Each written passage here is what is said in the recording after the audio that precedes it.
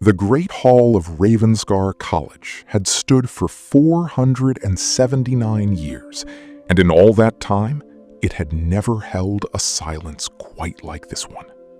300 people sat frozen beneath the founder's words, carved in stone above the dais and worn smooth by centuries of candle smoke, for the poor scholar as for the prince, and not one of them dared to breathe.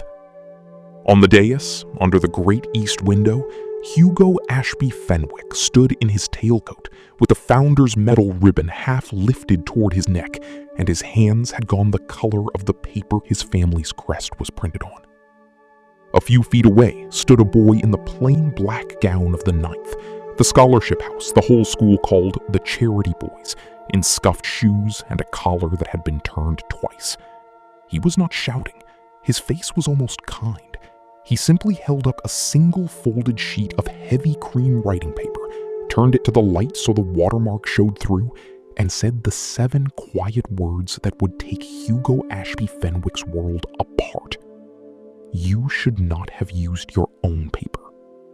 A telephone lay face up on the lectern, its screen still glowing from the call that had just ended, a call that had turned the most powerful people in the hall the color of ash. The headmaster would not lift his eyes. The chairman of the governors gripped the arms of his chair, and Hugo, whose father had that very morning pledged £3 million to build a pavilion with the family name on it, finally understood exactly who he had spent a year trying to destroy. To understand how a scholarship boy in a twice-turned collar brought the heir of an ancient family to his knees in front of the whole school, and why every important adult in that hall had gone pale, we have to go back to a wet September morning, a gravel drive, and the first cruel thing Hugo Ashby Fenwick ever said to a boy he was certain was nobody at all. It was raining the morning Tom Weaver arrived at Ravenscar, the fine grey rain England saves for the start of Michaelmas term, and he stood at the bottom of the long gravel drive and simply looked at the place. It was beautiful, and it was meant to make you feel small. Honey-colored stone gone dark with the wet, a chapel with a spire that had been pointing at the same patch of sky since before the country had an empire to lose, a gatehouse with a coat of arms above the arch and a Latin motto no first year could translate. Somewhere beyond the cloisters a bell tolled the hour, the same 9 notes it had tolled for 4.5 centuries, and Tom Weaver, 18, lean, with watchful gray eyes most people mistook for shyness, shouldered his one canvas holdall and walked up the drive in the rain, because there had been no car to drop him, and he had not wanted one. Because Tom Weaver was not quite the ordinary 6th form scholarship boy his files said he was. His papers were real enough. Thomas Weaver, 18, admitted to the upper 6th on a full foundation scholarship. Father listed as deceased, mother as care worker. Every word true. What the file did not say, what no one at Ravenscar knew, not the headmaster, not the housemasters, not the boy about to make his life a misery, was that Tom Weaver had not come to Ravenscar to be educated. He had come to judge it. Ravenscar College had been founded in 1547 by a nobleman named Sir Edmund Ravenscar, who had grown up the poor cousin in a rich family and never forgotten the taste of it. He left his whole fortune to found a school and wrote the terms of the gift into founding statutes, the ordinances that still in law governed the place. The school existed to educate poor and deserving scholars, for the poor scholar as for the prince, the words carved over the dais, and a fixed number of foundation places must always be kept for boys who could not otherwise afford to come. To pay for it, he left an endowment, now the largest single source of the school's money, administered to this day by an independent body of trustees called the Foundation.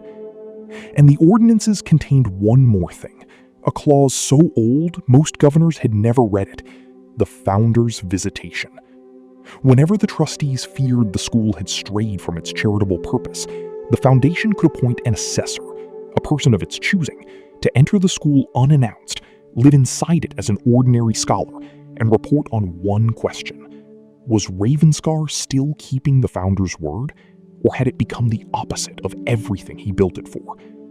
That signed report was binding on the trustees. If the assessor found the school had betrayed its purpose, the foundation was obliged to withdraw the endowment and refer the school to the Charity Commission for loss of its charitable status. Without that money and status, Ravenscar could not survive a year. Tom Weaver was the assessor. He had been chosen in a quiet room 3 months earlier by Dame Beatrice Holloway, a retired High Court judge, chairman of the foundation, and holder of the ancient office the ordinance is called the Visitor. A school can perform for an inspector with a clipboard. It's done it for 200 years, she told him. We need someone it will look straight through. A scholarship boy, a real one, brilliant enough to survive the lessons and humble enough that no one suspects he holds the only pen that matters. You were a charity school boy yourself, Mr. Weaver. You know what it is to walk into a room built to make you feel you don't belong. Walk into the grandest such room in England and find out, from the worst bed in the worst house, whether it still deserves the founder's money. Not from a prospectus. So Tom had promised, and meant it. What he had not expected was how quickly he would come to love the people he found at the bottom, none of whom had the faintest idea that the quiet new boy sharing their cold corridor was the one person alive who could save their school or end it with a signature. House 9, the 9th, was where Ravenscar kept its foundation scholars, left with a cruelty so old it had become tradition to rot at the edge of the grounds. While the fee-paying houses had oak paneling in their own libraries, the 9th had lino floors, a sulking boiler, and windows that let in the weather. It was the founder's own house, the oldest in the school, the one place that still did exactly what Sir Edmund built the whole thing to do, and the school was ashamed of it. That fact alone, Tom thought, standing dripping in its narrow hallway on his first morning, told him something he'd spend the term proving. The first person to be kind to him was the one with the least reason to bother. Her name was Mrs. Nora Brennan, and she had been matron of the 9th for 28 years. She was Irish, broad and brisk, with a biscuit tin that never emptied, and a way of taking a boy's whole measure in 4 seconds. She met Tom at the door, took one look at his soaked hold-all and his turned collar, and had him by the boiler with a towel and a mug of tea before he'd finished saying his name. "Foundation boy," she said, not a question. "You'll be our Tom." She pressed a biscuit into his hand the way other people pressed money. "You'll hear a great deal in this school about who belongs and who doesn't. The truth of it, this house is the only one that's been doing its job since 1500 and something. The rest of them are lodgers. Eat your biscuit." Tom ate his biscuit. For 28 years, this woman had mended the uniforms and warmed the tea of boys the rest of the school looked down on, expecting nothing back, and she had no idea she was doing it, this gray morning, for the one person on the grounds with the power to protect her. That was exactly why it counted. His mother had taught him to watch how people treated those who could do nothing for them. It was, she said, the only reliable test of character ever invented. He had come to apply that test to an entire school, and Mrs. Brennan had passed it before he'd got his coat off. The second person he met was the one he would set the whole plan aside to protect. Sanjay Varma was 13, small for it, and so nervous he apologized to door frames. He was a first-year foundation scholar, the first in his family to come anywhere near a place like this. His mother cleaned offices at night 200 miles away and had wept with pride and terror when the letter came. Sanjay had a mind like a struck bell. He could hold a chessboard in his head and see 6 moves down every branch, and no idea it was worth anything, because no one had ever told him so. He also had asthma, a blue inhaler he was mortally embarrassed by, and a stammer that worsened the more frightened he got. Tom found him in the corridor, being separated from his shoes. A cluster of older boys in the tailcoats of Fenwick's house had the small boy backed against the wall, holding his shoes above his head and making him jump for them, laughing every time his voice cracked on the pleas.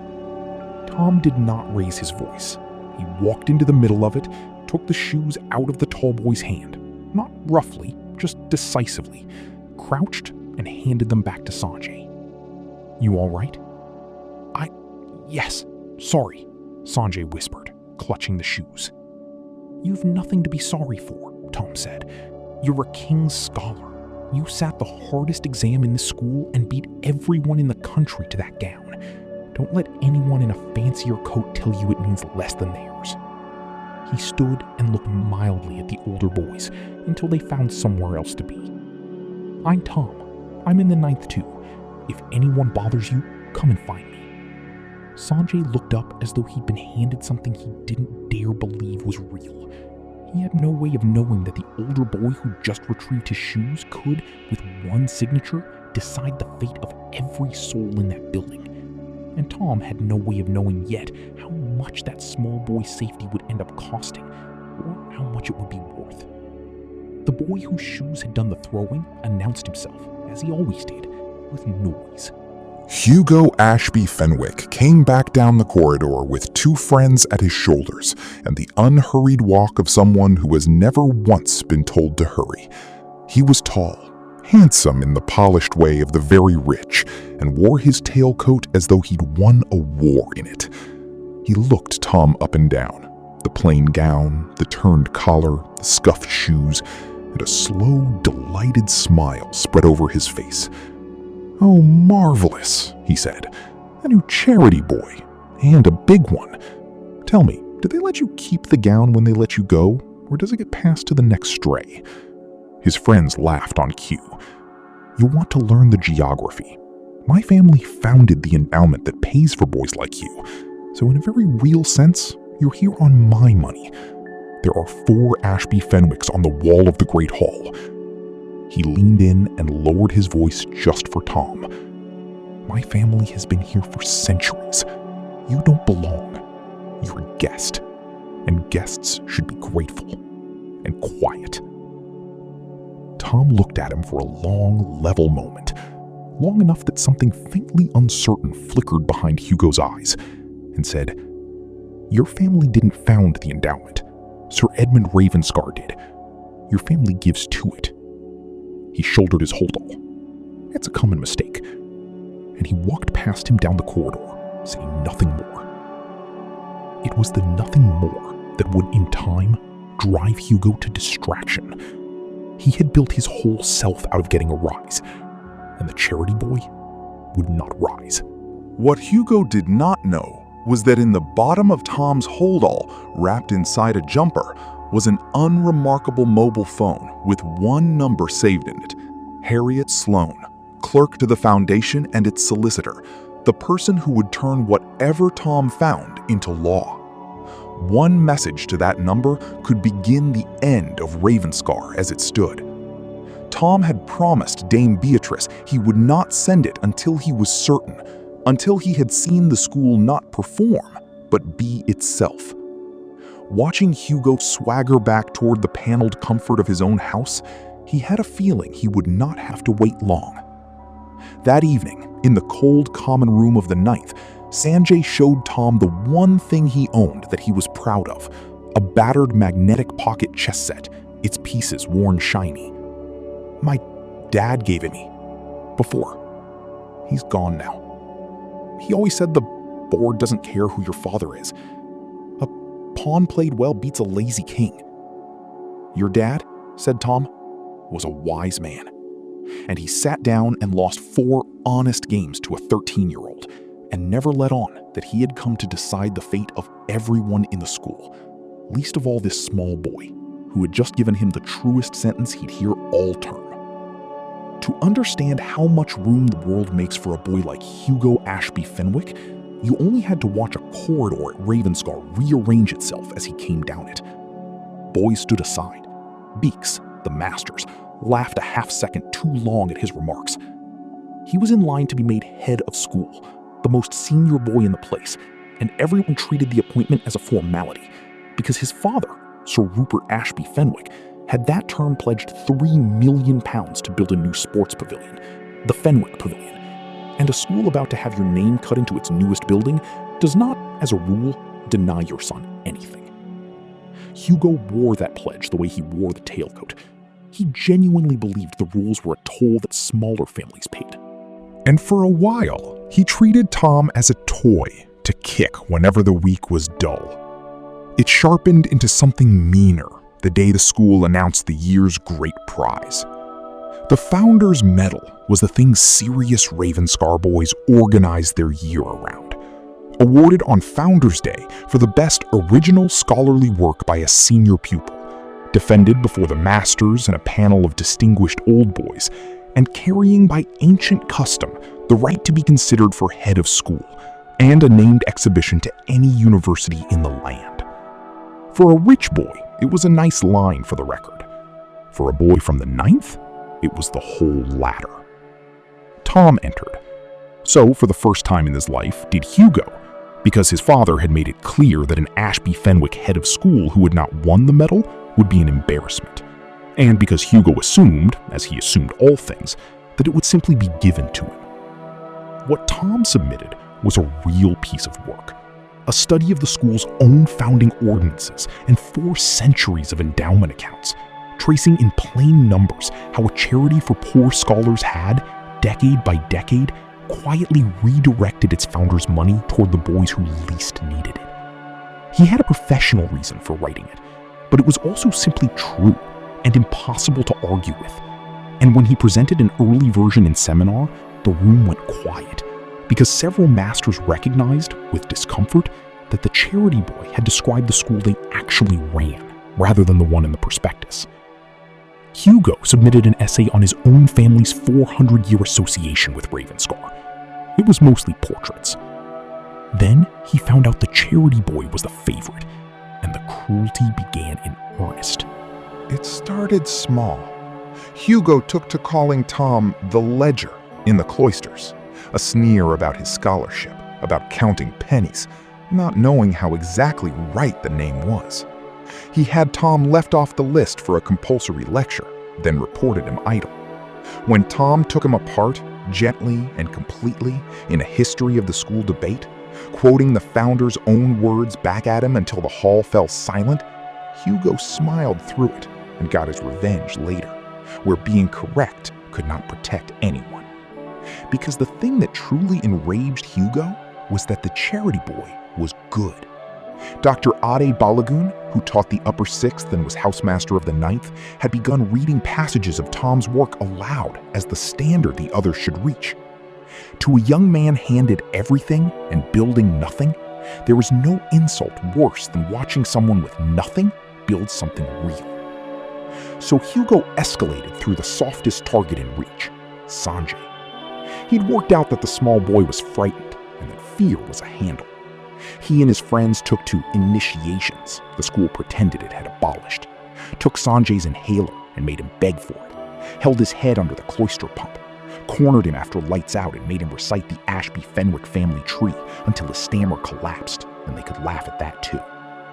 Once Tom found the boy locked out in the wet quad at midnight in his pajamas, gray-lipped and wheezing, because Hugo had thought it funny to bolt the 9th side door from inside. Tom got him warm, found the inhaler, sat with him until his breathing eased, and wrote it all down, dated, in a small book he was keeping. Not in anger, in evidence.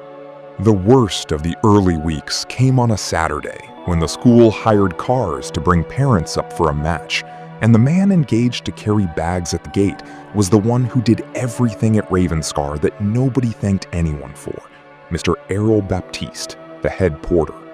Caribbean by birth and Ravenscar by devotion, he had kept the lodge for 30 years, knew every boy's name, kept mint humbugs in a tin for the homesick ones, and kept in a cracked leather ledger the record of every key signed out after lockup, because that was the rule, and he kept rules, whether or not anyone was watching. Hugo, arriving ahead of his father, saw the porter struggling with a heavy case in the rain, and did not see a man at all. "You there, porter, bags, and mind the leather. It's worth more than your lodge." He looked Baptiste up and down. 30 years opening a gate? God, imagine. Is this really the whole of your life? Errol Baptiste, who had been spoken to like that more times than he could count and outlasted every speaker, simply picked up the case. 31 years, sir, he said pleasantly, and I've enjoyed most of them. But Tom, who'd come down to help a lost first-year's grandmother find the chapel, felt something go cold and still in his chest. The patient anger of a person who holds every card and is choosing, for reasons of his own, not to play them yet. He crossed the gravel, took the heavy case out of the porter's hands, and said to Hugo, evenly, "You could try, please. It costs nothing, and Mr. Baptiste has carried your family's bag since before you could walk." Hugo laughed. The charity boy and the gatekeeper. Sweet. And he strolled in through the arch his ancestors' names were carved on, leaving other people to lift what he would not.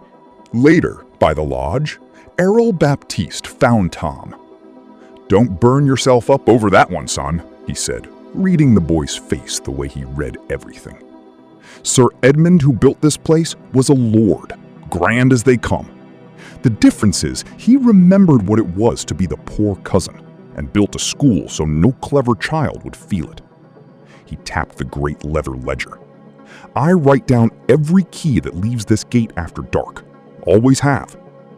He could not have known how much that would matter in 3 weeks. Neither quite did Tom, yet. That night, Tom sat on his hard bed and did a different kind of arithmetic. Hugo had not merely been unkind to him. That he could carry all day. He had tormented a 13-year-old asthmatic, sneered at a porter who'd given the school 31 years, and threatened anyone who stood in his way. It was a pattern, exactly what turned a handful of ugly moments into a case that could not be waved away. So he stopped being angry and started being organized. Dates, names, who was hurt and who was brave. He was not raging, he was building the record. And a boy who builds a record is far more dangerous than a boy who throws a punch. He was not the only one being brave, and he noted those who were. There was a 6th form girl named Ivy Chan. The school had gone co-educational in the 6th form a decade back, who ran the tuck shop on Saturdays. When Hugo, mid-performance, knocked Sanji's small pile of coins across the floor and drawled that the 9th should really be on tick, since none of them could pay. It was Ivy who came around the counter, picked up the coins, put the chocolate in the small boy's hands, and said loud enough for Hugo's whole set to hear, "His money's as good as yours. Better, actually. He says thank you." It cost her. Hugo made a point of learning her name and promising she'd regret it. But Tom saw it and wrote her name in the book under the heading he kept for people who were brave when bravery was expensive. The first small, clean turn came at half-term when Dr. Balagoon posted the mock scholarship results, marked blind by an external board. No names, no houses, only candidate numbers. When the key was matched to the numbers, the top mark in the entire upper 6th belonged to a candidate from the 9th, Tom Weaver, by a distance. Hugo's essay of portraits had scraped a middling pass. For one morning, on the one field where his father's money could not reach, where a mark was only a mark, Hugo learned exactly where he stood, and the whole upper 6th saw it. Sanjay, who'd come 31st in the country in the junior paper, walked 2 inches taller for a week. Hugo smiled through it, as he smiled through everything. But something behind his eyes had changed, and Sanjay, who had spent his short life learning to read dangerous rooms, saw it first. "He's not going to let you win the medal," the small boy said quietly one evening, moving a knight. "Boys like that don't lose to boys like us. They tip the board over." "Then we'll make sure," Tom said, "that when he tips it over, he does it where everyone can see his hands." He had no idea how literally that was about to come true. The defense of the Founders Medal was to be the centerpiece of Founders Day, 3 weeks off. Each finalist would present their work in the Great Hall before the Masters and a panel of eminent old boys, with the winner announced from the dais beneath the Founders' carved words. For Tom, the work was finished and locked away. For Hugo, who could not outright it, another solution suggested itself, one that had nothing to do with work at all. There was one thing about Tom's study only Tom knew. He'd kept his real working notes, The assessor's ledger, dated and initialed night after night, in a hard-backed book he never let out of his sight. And on the flyleaf, the first night he arrived, he had written a single line in his own hand. For the poor scholar, as for the prince. Let's find out if they meant it. The founder's motto turned into a question. He thought of it as a fingerprint, the quiet mark a person leaves inside their own work for no one but themselves. He had no idea that a different fingerprint entirely, not his, but Hugo's, was about to become the one piece of proof no amount of money could rename, reword, or scrub away. Hugo's plan was not clever. Cruelty rarely is. He decided the simplest way to win was to have the charity boy expelled before Founders Day, disgraced so thoroughly his work would be withdrawn and his scholarship revoked. He chose the school's most sacred prop. In a locked case in the old library sat the Founders Medal, and beside it a small Tudor silver cup Sir Edmund Ravenscar had given the school with his own hands in 1547, the single most valuable object Ravenscar owned. The night before he moved, Hugo talked his way past the boy on late duty and signed out from the lodge the key to the old library, because the rule was that every night key was signed for, and Hugo had never imagined a rule that applied to porters and charity boys also applied in ink to him. Errol Baptiste was off that night. A relief man held the desk and thought nothing of a senior boy in a tailcoat. Hugo took the Tudor cup, not to keep. He was not a thief for profit. He was something colder, but to plant that same night in the bottom of Tom Weaver's trunk in the 9th, under the folded jumpers, where a search would be sure to find it. And to close the trap cleanly, he wrote a note designed to look as though Tom had lured a younger boy into helping him, to make the charity boy look not merely like a thief, but a corrupter of children. He forged it in a fair copy of what he imagined a scholarship boy's hand looked like, addressed it to Sanjay Varma, and signed it T. And he wrote it, without a second thought, on the paper always in his own writing case, heavy cream stock, cut with his family's crest, and pressed into the weave of every sheet, invisible until you held it to the light, the Ashby Fenwick watermark. The note told Sanjay to come to the boathouse by the river at 11 that night, alone, to sort out the trouble, or your place here is finished. And here the plan turned from cruel to dangerous, because Hugo had never once had to think about what happens to a frightened asthmatic child sent alone to a freezing river at night. Sanjay, terrified of losing the place his mother had wept over, went. He waited on the wet boathouse steps in the cold for an hour, and the cold and the fear did what they do to weak lungs, and past midnight his chest closed like a fist. He got his inhaler out with shaking hands and dropped it between the boards into the black water, and then he could not breathe at all, and there was no one to hear him, because the whole point of the note had been that he'd be alone. Tom found him. He had noticed the small boy's bed empty and gone looking with a torch and a cold certainty in his gut, and came down the river path at midnight to find Sanjay collapsed and blue-lipped on the boathouse steps. He did the only things that mattered. Got him upright, got him warm, half-carried him running to Mrs. Brennan, who had the school nurse and an ambulance there inside 20 minutes. It was close. The paramedics said another 20 minutes alone, and it would not have been. By dawn, two things had happened. Sanjay Varma was in a hospital bed, frightened and alive. And a search of the 9th, ordered by the headmaster the moment the Tudor cup was reported missing, had found that cup at the bottom of Tom Weaver's trunk, wrapped in a jumper exactly where it had been placed. It happened fast and in the open, which was the point. The story assembled itself precisely as Hugo had built it. The charity boy had stolen the school's greatest treasure, and the note in his hand proved it, lured a small foundation boy to the river at night to help him, then abandoned him there to nearly die. By breakfast, Tom Weaver was suspended pending expulsion, confined to the sanatorium wing, his scholarship frozen, his name a whisper in every house. And the headmaster, Dr. Crispin Vaughn, a careful man who could feel 3 million pounds and an ancient family leaning gently on his shoulder, was visibly relieved to have so tidy a villain, and in such a convenient house. The stakes were not abstract. Sanjay had a mother 200 miles away who cleaned offices at night and had staked her whole heart on this place. The morning's events threatened to end the boy's time at Ravenscar under a cloud of involvement, whatever the truth. And Tom, the one person who could have ended the entire thing in a sentence, sat on a narrow sanatorium bed, suspended under a false name for a crime designed by the very boy his report was meant to judge, holding the power to detonate all of it, and choosing, for one more careful stretch of days, not to. Because Tom understood something Hugo never would. He could clear his own name in an hour. One message to Harriet Sloane, one warrant produced, and the whole school would fall to its knees.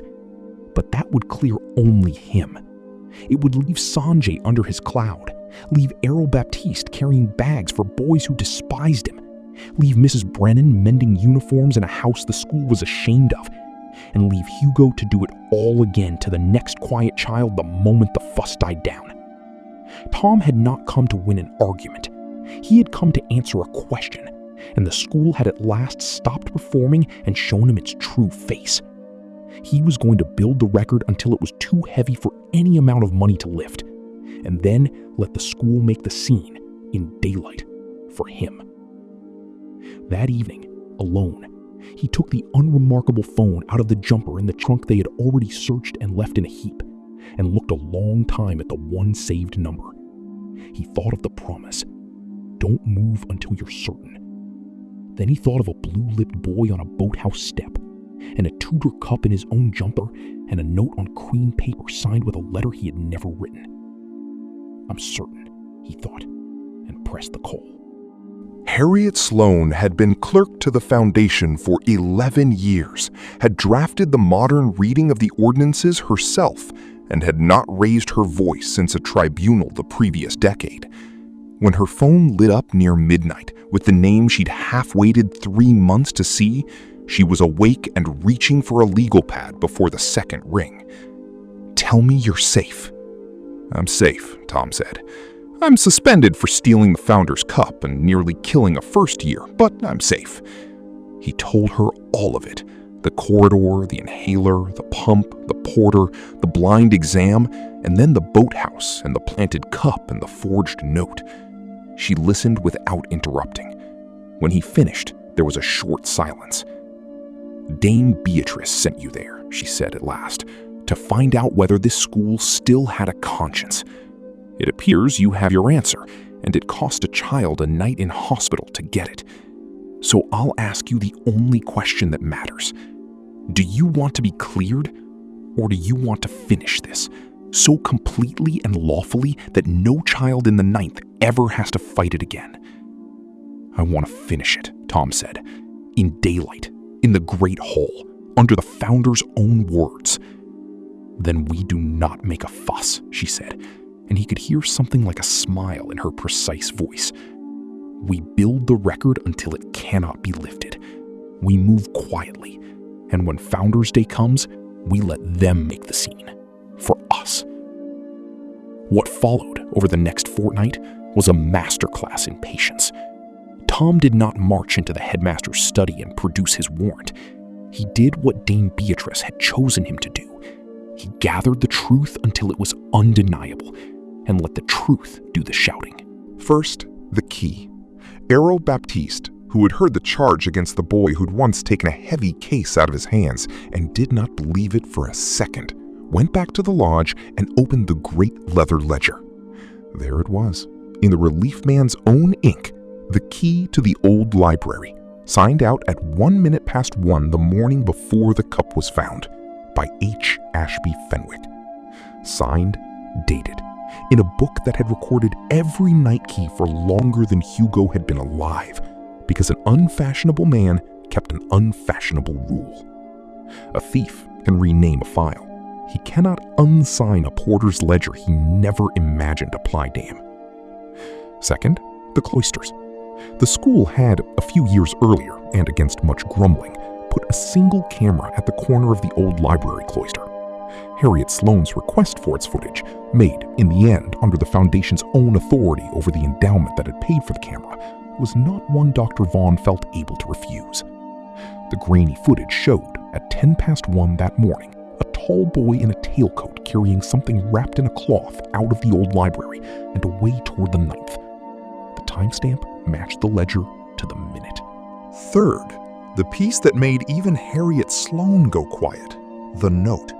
The forged note signed T, produced so triumphantly against Tom, had been kept as evidence.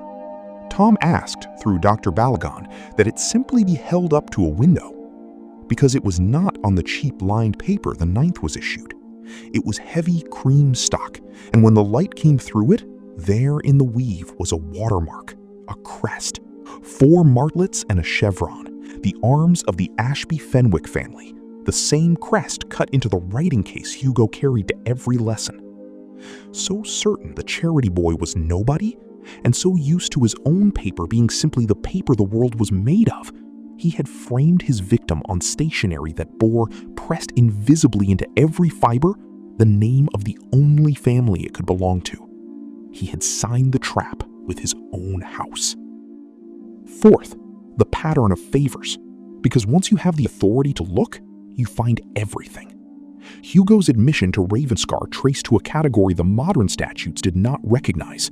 A founder's kin discretionary place quietly revived the same year his father first pledged money for a building. His win in a junior prize 3 years earlier ran back to a judging panel chaired by a man who had shot on the Ashby Fenwick estate that autumn.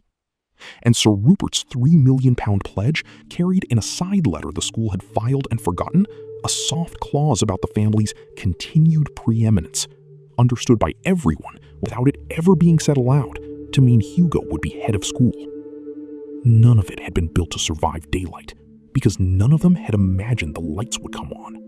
But building a case in daylight is one thing. Keeping the secret of who Tom really was in a school now frightened and hunting for the boy behind his sudden competent lawyers was another. And here it turned genuinely dangerous.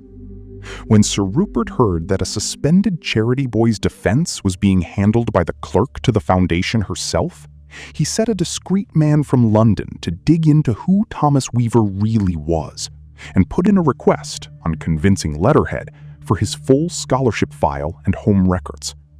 If that thread pulled hard enough before Founders Day, Hugo's people would spin the whole thing into a tale of a planted spy entrapping a foolish boy. The assessor, not the cheat, made the villain. But Harriet Sloane made sure the thread ran where they wanted. Every record led into sealed trusts and boring, impenetrable truth. A genuine care worker's son, a genuine scholarship, a genuine dead father. Nothing more. The man reported back that Weaver was exactly the nobody he seemed, and Sir Rupert, reassured, called off the dig. It was the last easy night he would have. Hugo, meanwhile, made the mistake that put the sharpest edge on the blade. Uneasy the affair would not lie down, he decided to nail shut the one witness who worried him, Ivy Chan, who had been near the cloisters late that night fetching stock, and had, in fact, seen a tall boy in a tailcoat with a bundle under his arm. He cornered her by the music school and offered her money, real money, enough to matter to a scholarship girl, to sign a statement that she had seen Tom leaving the old library. "You're clever," he told her. "Clever people back the winning side early." Ivy thought for one long moment about her fees and her family and everything she was frightened to lose. Then she thought about a pile of coins on a tuck shop floor and a small boy she'd handed chocolate to.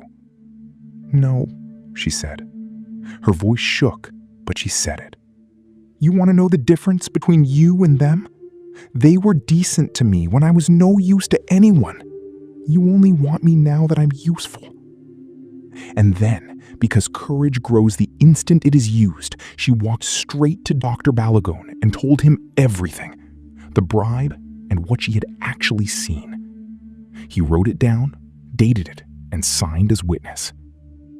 That was Hugo's fatal error. He had stolen a treasure and framed a boy. Now he had attempted to buy false witness in front of someone brave enough to report it and a master willing to record it. The record had grown its cruelest edge, and Hugo himself had handed it over. The lowest point came on the 12th day. Sanjay's mother, summoned from 200 miles away and out of her depth in a place built to intimidate exactly her, had been gently steered by the headmaster's office toward withdrawing her son quietly before Founder's Day to spare him the investigation. Exhausted, she had almost agreed. Sanjay telephoned from the hospital, his voice small. "Mom says maybe we should just go home. That people like us don't win these. That waiting for fairness is a rich person's game." A pause. "You keep saying wait, but I don't think the board gets tipped back the right way, Tom." Tom stood at the sanatorium window, looking at the chapel spire against the dark, and made himself say the hardest sentence in the plan. "One more week, Sanjay.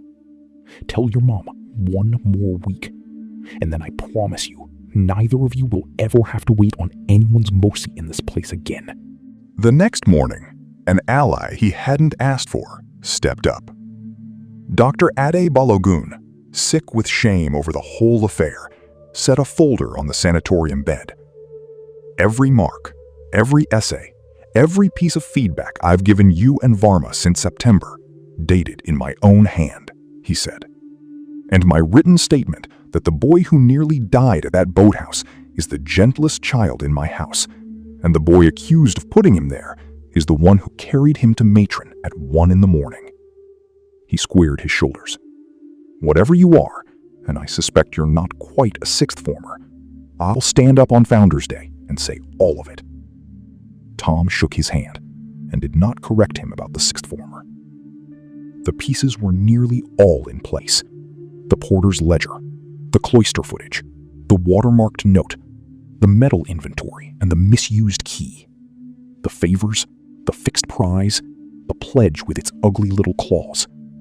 A brave girl, a brave master, a porter who kept a rule, and a matron who kept a house, and one arrogant young man who had spent a year loudly insisting his family had been at Ravenscar for centuries, and who was, in a week, going to stand beneath the Founder's carved words and say it into a microphone, at the very moment he discovered that the charity boy he'd framed held a warrant with his school's life in it.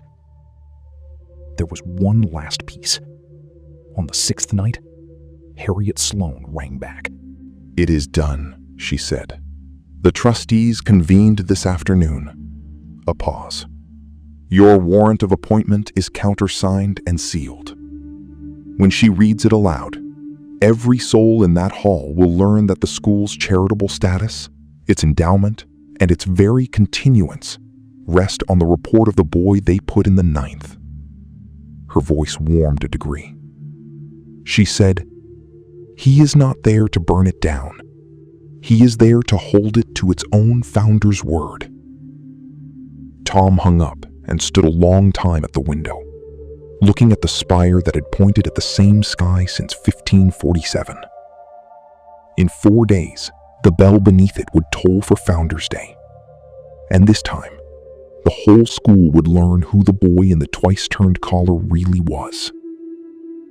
Founder's Day dawned bright and cold, and the great hall of Ravenscar gleamed like the inside of a jewel box. Beneath the carved words, "For the poor scholar as for the prince," 300 people filled the tiered benches, boys and girls in gowns, masters in their hoods, governors, old boys, and press from 2 national papers, up to photograph the unveiling of a £3 million pavilion. On the dais, on a cushion of green baize, sat the Founder's Medal, and, newly returned to its case for the occasion, the Tudor silver cup. In the front row sat the important people, Dr. Crispin Vaughan, adjusting his gown too often, the chairman of the governors, a row of distinguished old boys, and, in the seats of honor, Sir Rupert Ashby Fenwick, and a solicitor in a grey suit, there to watch a coronation, and unveil a plaque. And at the back, in the plain gown of the 9th, released from the sanatorium that morning by a written instruction from the Foundation doctor Vaughn had not dared question, sat Tom Weaver. Beside him, because Tom had insisted and Harriet Sloane had made 2 telephone calls that made it so, sat Mrs. Nora Brennan in her Sunday coat, and Mr. Errol Baptiste, uneasy in a hall he had only ever entered to carry things, turning his cap in his hands. And beside them sat Sanjay Varma, pale and small and discharged just in time, not knowing why Tom had asked him to watch the thing that had nearly killed him. The ceremony began. Because Tom stood suspended pending expulsion, his medal entry had been struck out, and the panel, with Sir Rupert's eyes on them, had found it simplest to award the medal to the only other senior finalist. Dr. Vaughn rose, beaming. "It is my very great honor," he said, "to award this year's Founders Medal, and with it, my recommendation as head of school, to a young man whose family embodies the very history of this college, Mr. Hugo Ashby Fenwick." Applause. Hugo rose, straightened his tailcoat, and walked to the dais as though the flagstones had been laid for him. He took up the medal on its ribbon, turned to the hall, and could not resist. He never could. "Thank you," Hugo said. "People love to talk about merit these days, but let us be honest. Some families build a place, and some families are merely let in to use it." A ripple of uneasy laughter. His eyes found the back of the hall. "My family has been at Ravenscar for 400 years. There were 4 of us on that wall. My father is putting a pavilion on these grounds with our name on it. So really, this was always going to end this way. Some people belong under these arches." He smiled straight at Tom. "And some people are only ever guests." And at exactly that moment, the great bell in the tower began to toll for Founders Day, and on the 3rd stroke, the doors at the back of the great hall opened. 2 people came in. The first was Harriet Sloane in a dark suit carrying a document case. The second was a small, straight-backed woman of perhaps 70 in a plain and perfect coat who did not hurry and whose complete indifference to the 300 faces turning toward her made the whole hall go quiet in a way Hugo's speech had not. She walked to the front, stopped before the dais, and spoke in a voice pitched without effort to reach the founder's words on the far wall. "Headmaster, forgive the interruption." She let the silence set. "My name is Beatrice Holloway. Some of you will know me from the bench. Today I am here in an older office than that one. Under the ordinances of Sir Edmund Ravenscar, given to the school in 1547 and never repealed, I hold the office the founder called the Visitor, and I chair the foundation that holds his endowment, upon which I think you will find a great deal of this school still depends." She set a telephone on the lectern beside the medal and pressed it. "The trustees of the foundation are assembled on this line. I am here to exercise a power this school has not seen invoked in living memory, the founder's visitation." Sir Rupert's solicitor stopped checking his watch. Harriet Sloane stepped forward and read, clear and unhurried, from a single sealed sheet. "By the ordinances of the founder, the foundation may appoint an assessor to enter this school unannounced, to live within it as an ordinary scholar, and to determine by report whether Ravenscar keeps the founder's charitable purpose. That report binds the trustees. 3 months ago, the foundation made such an appointment." She looked up, and her eyes went, with everyone else's, to the back of the hall. "Would the assessor to the founder's visitation please come forward?" And at the back of the great hall, the boy in the plain gown of the 9th stood up. Every head turned. Hugo, still on the dais, still holding the medal, laughed, a thin, disbelieving sound. "What is this? Him? He's a charity boy. He sleeps in the 9th. Tom walked down the long aisle. He did not hurry. He passed Sir Rupert, whose face was already changing, and stopped for one moment beside Errol Baptiste to put a hand on the old porter's shoulder, so the whole school watched the accused thief stand with the man he was accused of despising. Then he climbed the 3 steps to the dais, turned, and leaned toward the phone. "I'm here," he said. "Thomas Weaver. I accept the charge of the visitation." "The trustees so recognize the assessor," said a voice from the phone, filling the silent hall, and the whole room turned the color of ash. Dame Beatrice looked up at the headmaster, then at Hugo, and her voice did not rise. "You have this morning awarded your highest honor to a young man, and struck out the entry of another on a charge of theft and of endangering a child. Before this hall goes further, the assessor has evidence the visitation requires it to hear. He will lay it out.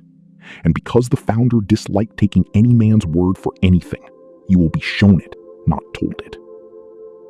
Tom turned to face Hugo. He did not raise his voice. He did not need to. "You keep saying I don't belong here," Tom said quietly. "You said it to me in the corridor on my first morning. You said it into that microphone 30 seconds ago." He let it settle. "As it happens, Hugo, I'm the one the founder appointed to decide who does." Behind him, the great screen set up to show photographs of the new pavilion flickered, and Harriet Sloane began, one item at a time, to put the truth on it, so 300 people saw each thing at the same moment, and no one would ever have to take anyone's word for any of it. "Let's take it in the order you built it," Tom said, calm as a surgeon. "You told this hall the Tudor cup was found in my trunk. It was." A photograph of the lodge ledger filled the screen. One line ringed in red. "The porter's night key register. Every key signed out after lockup for 30 years. Because Mr. Baptiste keeps a rule whether or not anyone's watching. The old library key. Signed out at 1 minute past 1 that morning. Not by me, by H." The screen changed to grainy cloister footage. A tall boy in a tailcoat, a bundle under his arm, 10 past 1. And here you are carrying it. You didn't steal the cup to keep it, Hugo. You stole it to put it in my trunk. A sound moved through the hall. "Then the note," Tom went on. "The note in my hand, signed T, that sent a 13-year-old asthmatic alone to the river at 11 at night and nearly killed him." He held up the original. Harriet Sloane laid it on the lit glass of a projector and turned a lamp behind it. And there, blooming through the cream paper for the whole hall, rose a watermark. 4 martlets and a chevron. This isn't the paper the 9th is issued. It's heavy cream stock, and pressed into every sheet is the arms of the Ashby Fenwick family. The same crest on the writing case you carry to lessons. Something almost like sorrow crossed his face. "You were so certain I was nobody that you framed me on your own family's paper. You signed the trap with your name and never knew it. A thief can rename a file. He can't unweave a watermark he forgot was there." Dr. Ade Balogun stood up in the body of the hall. "I can confirm every word," he said, his voice ringing off the stone. "That boy carried Varma to matron at 1 in the morning. I have a fortnight of dated records, and I will swear to all of it, anywhere." Then the boathouse, Tom said, and now the hall was utterly silent. Sanjay Varma spent an hour on a freezing river step because of that note, dropped his inhaler into the water, and stopped breathing. In the 3rd row, Sanjay had both hands pressed over his mouth. Ivy stood, pale and steady, and nodded once. She refused. Then she reported it, and Dr. Balogun witnessed and dated her account. Do you understand what that is? Attempting to buy false witness isn't a bad look. It's a crime. He turned briefly to Hugo's 2 friends, frozen white in their row. And you two held the audience and laughed on cue, because standing beside him felt like standing near the throne. Your names are in the porter's book that week as well. The masters will speak to you on Monday. One of them, Piers, the younger, was quietly crying. There might be something to be made of that boy yet. Tom filed it, without cruelty, in the part of the ledger he kept for people who could still turn back. Then he looked at the front row, at Dr. Vaughn, whose face had gone the color of his surplice, and the adults who felt 3 million pounds lean on their shoulder and chose it over a child. That is a longer conversation. It will happen this afternoon, with Dame Beatrice and the governors, and this line still open. Finally, he looked past Hugo, straight at Sir Rupert. And the pavilion, pledged with a side letter about your family's continued preeminence, wired the same season your son was quietly admitted under a founder's kin place the modern statutes don't recognize. You didn't give this school a building, Sir Rupert. You bought your son a throne and called it generosity. He set the last page down. The Charity Commission has a different word for a donation with strings that redirect a charity from its purpose. They'll be reading these papers next week. Sir Rupert rose, gray-faced, one hand raised. Now, let us all be sensible. Surely there is an arrangement to be reached here. That, Tom said quietly, is precisely what the founder was afraid of. He looked up at the carved words above them all. For the poor scholar, as for the prince. Sir Edmund put those there so no clever child would ever be made to feel what he'd felt as the poor cousin. You've spent a fortune trying to turn his words back into a velvet rope. I'm not going to let you buy them again this afternoon. 300 people had just watched a knight of the realm try to buy the person holding his school's fate, 60 seconds after learning who that person was. A few actually gasped at the nakedness of it. Tom did not argue and did not shout. He let the offer hang until its own ugliness had filled the hall. Then he turned back to Hugo and delivered the reckoning, beat by beat. So here is how Founders Day ends. The medal is withdrawn from you and struck from the record. If it comes to the boy who truly earned it, so be it. It will not come to me. I stand aside from anything I judge. He lifted the medal gently out of Hugo's frozen hand and set it back on its base. The recommendation that you be head of school is void. Your admission goes to the governors for review under the visitation's findings. The theft of the Founder's Cup, the forging of that note, and the endangering of a child are matters that leave this hall and go to the police this afternoon. That is not my choice to soften. It is the law's, the thing your family always believed itself to be standing above. What follows for your father is for the commission and the authorities, not for me. Hugo Ashby Fenwick, who had never in his life heard the word no, finally heard it, and something behind his handsome face came apart. You can't do this, he whispered. Do you know who my family is? Tom looked at him, almost gently. I do. He paused. The question was always whether you knew who you were talking to. And you never did, because you never once looked at anyone you were cruel to. The small boy, the girl at the tuck shop, the porter, the matron. You only ever measured what they could do for you. That's why you lost. Not because your blood wasn't old enough, because you weren't kind enough. 2 constables, who had come in quietly at the back with Dame Beatrice's authority, began to move up the side of the hall. Not toward the ninth this time. Hugo looked for his friends and found them staring at their shoes. He looked for his father and found Sir Rupert already half turned away, murmuring urgently to the grey solicitor, calculating his own survival, because that had always been the only language the family truly spoke. And in that moment, Hugo understood the thing that would follow him far longer than any expulsion. That he had spent his whole life surrounded by people, and not one of them was standing with him, because he had never once stood with anyone else.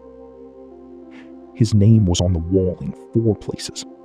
The hall was full of the people he'd wronged, and the charity boy held the school in the palm of his hand. For what it's worth, Tom said, quieter now, this needn't have been your story. If you'd handed that small boy his shoes on the first morning, if you'd left Sanjay alone, or said please to Mr. Baptiste, or being decent to one single person who could do nothing for you, you'd be walking out of here today with the medal and a future. The only advantage you refused to use was the one that costs nothing. But Tom was not finished, because a true ending is not only about who falls, it is about who is finally lifted. He stepped down from the dais and crossed to the row where a small boy sat shaking, not quite able to believe he was allowed to be there. "Sanjay," Tom said, and his voice finally cracked, just a little. "I couldn't tell you. I made a promise to a stern woman that I'd keep my name to myself until I understood this school. You want to know what taught me the most here? Not a single lesson." He crouched to the boy's eye level. "You told me the board doesn't care who your father is. A pawn played well beats a lazy king.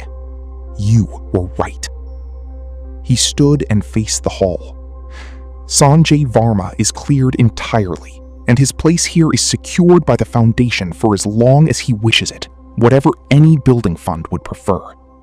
And as the Assessor's first recommendation," he glanced at Dame Beatrice, who inclined her head, "the Foundation will endow, in the Founder's name, a prize given every year, not for the highest mark, but for the truest character, shown to someone who could give nothing back.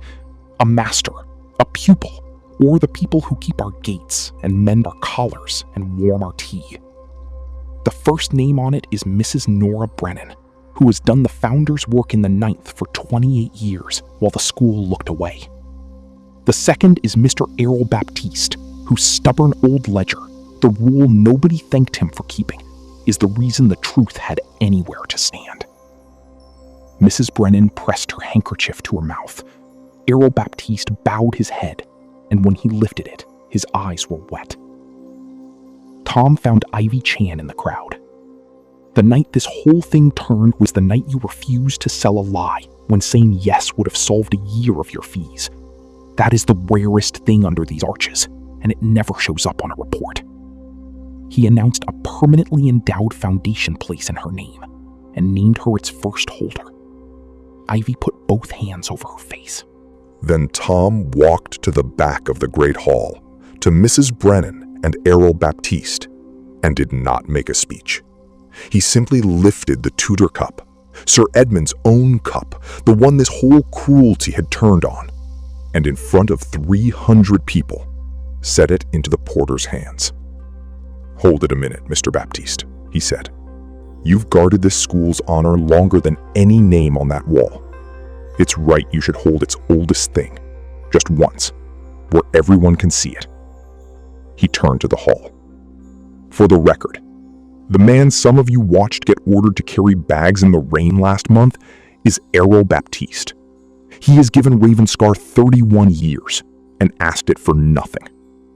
If you want to know what the Founder meant by character, it isn't on this dais. It's the man who kept the gate." The Great Hall came apart. 300 people on their feet, boys cheering, a matron weeping openly, Dr. Balagan applauding like a man who'd found his nerve and meant to keep it, Sanjay laughing and crying at once, with his worn little chess set clutched in one fist. At the edges of the room, quietly, Sir Rupert and his solicitor were shown out one door, and Hugo Ashby Fenwick another. No longer a prince, only a young man who had never been told no, and had now been told it by an entire school at once. The last thing he saw before the door closed was the charity boy standing beneath the words, "For the poor scholar as for the prince," being lifted up by a room full of the people he'd looked straight through. The boy who had turned out to be, all along, the only person in the building whose word could save it. And that was the point Dame Beatrice had made him promise to remember. Tom did not burn Ravenscar down. His report, signed that afternoon under the Founder's words, did the harder thing. It found the school had gravely betrayed its charitable purpose, and then held the endowment in place on conditions a covenant of reform written into the school's life for a generation. A quarter of all places restored to foundation scholars, in fact and not in brochure. The 9th refurbished and honored as the founder's own house. The admissions favors ended. The governors who had sold the founder's word replaced. Dr. Vaughan resigned before the week was out.